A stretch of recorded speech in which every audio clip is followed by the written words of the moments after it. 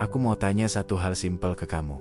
Kalau kemiskinan itu terjadi karena orang nggak punya cukup uang, kenapa pemerintah nggak cetak uang aja yang banyak, terus bagi-bagikan ke kita semua? Coba pikirin deh, kalau uang makin banyak, kita bisa beli apa aja. Orang-orang jadi seneng, dan kemiskinan hilang seketika.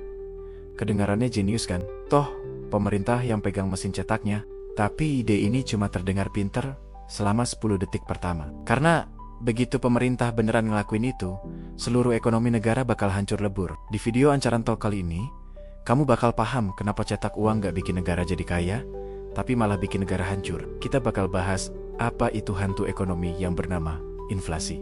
Mungkin kamu sering dengar kata inflasi, tapi apa sih arti sebenarnya? Inflasi itu bukan sihir, bukan rumus rumit. Inflasi itu cuma perilaku dasar manusia. Inflasi terjadi pas jumlah uang bertambah, tapi jumlah barang yang bisa dibeli tetap sama. Uang itu sebenarnya nggak punya nilai apa-apa. Uang cuma alat tukar buat dapat barang yang kita mau. Makanan, rumah, bensin, atau jasa. Jadi pas jumlah uang naik lebih cepat daripada jumlah barang yang ada, harga-harga bakal naik. Bukan karena pedagangnya jahat atau serakah, tapi karena persaingannya berubah. Biar lebih jelas, aku kasih simulasi gampang ya. Bayangin, ada sebuah kota kecil. Di sana cuma ada 5 orang. Rifki, Soleh, Agus, Reza, dan Lili. Terus, hari ini cuma tersedia 5 bungkus roti. Harga per bungkusnya Rp5.000. Dan masing-masing orang punya uang Rp5.000. Pas kan? Semua orang dapat 1 roti. Terus tiba-tiba pemerintah datang dan bilang, kabar gembira, aku kasih kalian masing-masing tambahan Rp5.000. Sekarang, semua orang punya uang Rp10.000, tapi masalahnya, rotinya tetap cuma ada 5 bungkus. Sekarang semua orang pengen beli 2 roti. Tapi pabrik rotinya nggak bisa langsung bikin roti jadi double dalam semalam. Gandum butuh waktu buat tumbuh. Oven butuh waktu buat manggang. Apa yang terjadi? Orang mulai rebutan. Ada yang bilang, aku bayar 6.000, yang lain gak mau kalah. Aku 8.000. Akhirnya si tukang roti mikir, wah, orang-orang lagi banyak duit nih. Harga roti pun naik jadi 10.000 per bungkus. Hasil akhirnya, semua orang tetap cuma dapat 1 roti. Tapi sekarang mereka bayar 2 kali lipat. Lebih mahal. Gak ada yang makin kaya. Uang gak bisa nyiptain roti. Uang cuma ngerubah label harganya aja. Mungkin kamu mikir, atau minimal tukang rotinya jadi kaya dong.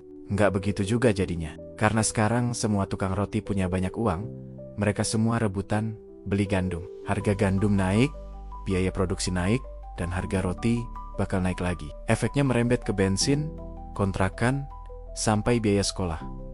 Inilah inflasi. Kalau udah parah banget, namanya hyperinflasi. Harganya nggak naik tiap tahun atau tiap bulan lagi, tapi tiap hari, tiap jam, bahkan tiap menit.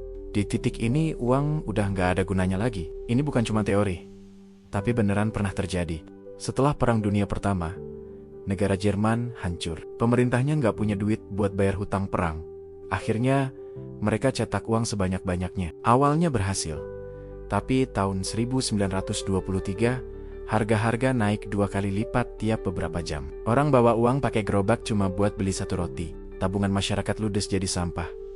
Dan ini bikin sejarah dunia berubah karena kekacauan ekonomi yang luar biasa. Puluhan tahun kemudian, Zimbabwe ngulangin kesalahan yang sama. Tahun 2008, inflasi di sana tembus angka yang gak masuk akal. Orang butuh bergepok-gepok uang cuma buat beli telur. Uangnya ada, tapi rasa percayanya udah hilang. Atau lihat Venezuela. Padahal, Venezuela punya cadangan minyak terbesar di bumi. Tapi pas harga minyak anjlok, mereka malah cetak uang buat nutupin biaya hidup negaranya. Hasilnya, uang mereka nggak ada harganya sama sekali. Orang jadi miskin bukan karena nggak punya uang, tapi karena uangnya nggak bisa buat beli apa-apa. Terus gimana? Kalau uangnya dicetak cuma buat bayar hutang luar negeri. Sama aja, begitu kamu ngelakuin itu, seluruh dunia bakal sadar, investor bakal kabur. Nilai mata uangmu bakal anjlok total di pasar global. Pemberi hutang nggak mau dibayar pakai uang mainan yang nilainya terus merosot. Jadi apa dong solusinya? Satu-satunya cara adalah dengan menciptakan nilai, bangun infrastruktur, perbaiki pendidikan, bikin teknologi dan kembangkan bisnis yang efisien. Pas produksi barang dan jasa meningkat, harga bakal stabil. Orang dapat uang dari hasil kerja, bukan dapat gratisan. Pas uang itu didapat dari kerja keras, uang itu jadi berharga. Itulah gimana negara kayak Jepang dan Korea Selatan, bisa maju. Ingat ya, pada akhirnya, kamu nggak bisa makan uang. Punya uang miliaran pun nggak ada artinya kalau nggak ada roti yang bisa kamu beli. Kalau kamu tiba-tiba dapat uang 1 miliar hari ini, tapi harga nasi bungkus jadi 500 ribu, kamu ngerasa tetap kaya? Atau malah susah? Tulis pendapatmu di bawah ya. Kalau kamu ngerasa video ini bermanfaat, jangan lupa bagikan ke grup WhatsApp keluarga, biar makin banyak yang melek ekonomi. Sampai ketemu di Ancaran Talk selanjutnya.